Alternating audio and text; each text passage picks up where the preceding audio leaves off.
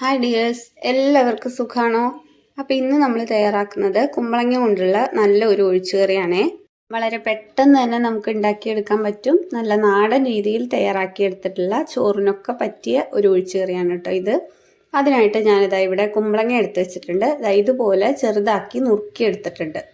അതിനുശേഷം നമുക്ക് ഇതിലോട്ട് വേണ്ടത് കുറച്ച് ചെറിയ ഉള്ളിയാണ്. ചെറിയ ഉള്ളി ചതച്ച് വെച്ചിട്ടുള്ളതാണ്. പിന്നെ ഇഞ്ചിയും വെളുത്തുള്ളിയും ഞാനിതാ ഇതുപോലെ ചതച്ചെടുത്തിട്ടുണ്ട്. ഇനി നമുക്ക് ഒരു മൺചട്ടി വെച്ച് കൊടുക്കാം. അതിലോട്ട് വെളിച്ചെണ്ണ ഒഴിച്ചു കൊടുത്തിട്ടുണ്ട്. എന്നിട്ട് നമ്മൾ ചതച്ച് വെച്ചിട്ടുള്ള ചെറിയ ഉള്ളിയും കൂടെ അതിലോട്ട് ഇട്ട് കൊടുക്കുന്നുണ്ട്.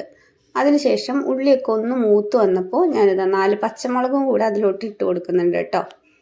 നമ്മുടെ പച്ചമുളകൊക്കെ ഒന്ന് മൂത്ത് വന്നപ്പോൾ ഞാനിതാ ഒരു തണ്ട് കറിവേപ്പിലയും കൂടെ ഇട്ട് കൊടുത്തതിന് ശേഷം അതും കൂടെ നന്നായിട്ടൊന്ന് വഴറ്റിയെടുക്കുന്നുണ്ട്. അപ്പം നമ്മുടെ കറിവേപ്പിലയൊക്കെ ഇവിടെ വഴണ്ടി വന്നിട്ടുണ്ട്. ഇനി നമുക്ക് ചതച്ച് വെച്ചിട്ടുള്ള ഇഞ്ചി വെളുത്തുള്ളിയും കൂടെ ഇട്ട് കൊടുത്ത് നന്നായിട്ട് പച്ചമണം മാറുന്നത് വരെ നന്നായിട്ടൊന്ന് മൂപ്പിച്ചെടുക്കാം. അപ്പം നമ്മുടെ വീഡിയോ സബ്സ്ക്രൈബ് ചെയ്യാതെ കാണുന്നവരാണെങ്കിൽ ഒന്ന് സബ്സ്ക്രൈബ് ചെയ്ത് സപ്പോർട്ട് ചെയ്തേക്കണേ. തൊട്ടടുത്തുള്ള ബെല്ലൈക്കണും കൂടി ഒന്ന് അമർത്താൻ മറക്കണ്ട കേട്ടോ. പിന്നെ ലൈക്കും ഷെയറും കമൻറ്റും ഒന്നും ആരും ചെയ്യാൻ മറന്നു പോകണ്ട കേട്ടോ. അപ്പോൾ നമ്മുടെ ഇഞ്ചിയും വെളുത്തുള്ളിയും ചെറിയ ഉള്ളിയും എല്ലാം ഇവിടെ നന്നായിട്ട് മൂത്ത് വന്നപ്പോൾ ഞാൻ അതിലോട്ട് 1 ടീസ്പൂണോളം മുളക് പൊടി ഇട്ട് കൊടുത്തിട്ടുണ്ട്. അതിനുശേഷം ഞാൻ ഇട്ട് കൊടുത്തത് 1/2 ടീസ്പൂണോളം മഞ്ഞൾപ്പൊടി, 2 ടീസ്പൂണോളം മല്ലിപ്പൊടിയും കൂടെ ചേർത്ത് കൊടുത്തിട്ടുണ്ട്.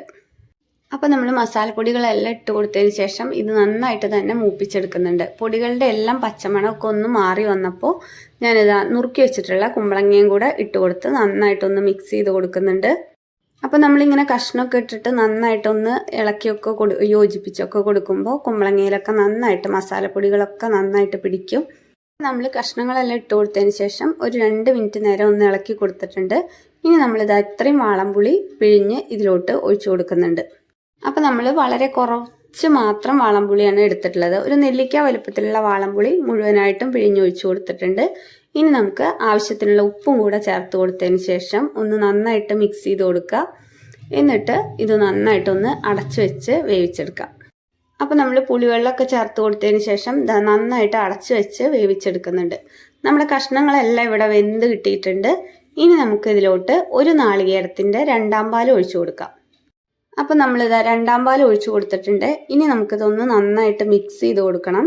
നന്നായിട്ടൊന്ന് ഇളക്കി കൊടുത്തതിന് ശേഷം ഇത് ഒന്ന് അടച്ചു വെച്ച് നമുക്ക് ആ കഷ്ണങ്ങളിലോട്ട് മസാലപ്പൊടികളും മുളകും എല്ലാം ഒന്ന് പിടിക്കുന്ന രീതിയിൽ നമുക്കിതൊന്ന് തിളപ്പിച്ചെടുക്കണം. അപ്പോൾ നമ്മൾ 2ാം പാൽ ഒഴിച്ചു കൊടുത്തതിന് ശേഷം ഒന്ന് അടച്ചു വെച്ച് ഒരു 2 മിനിറ്റ് നേരം തിളപ്പിച്ചെടുക്കുന്നുണ്ട്.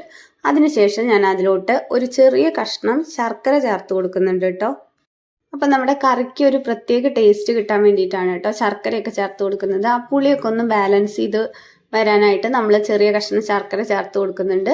അതിനുശേഷം ഞാനിതാ ഒന്ന് തിളപ്പിച്ചതിന് ശേഷം 1ാം പാൽ ഒഴിച്ചു കൊടുത്ത് നന്നായിട്ട് മിക്സ് ചെയ്ത് കൊടുക്കുന്നുണ്ട്. ഇനി നമുക്കിതൊന്ന് തിള വരുമ്പോഴേക്കും തീ ഓഫ് ചെയ്ത് കൊടുക്കാം.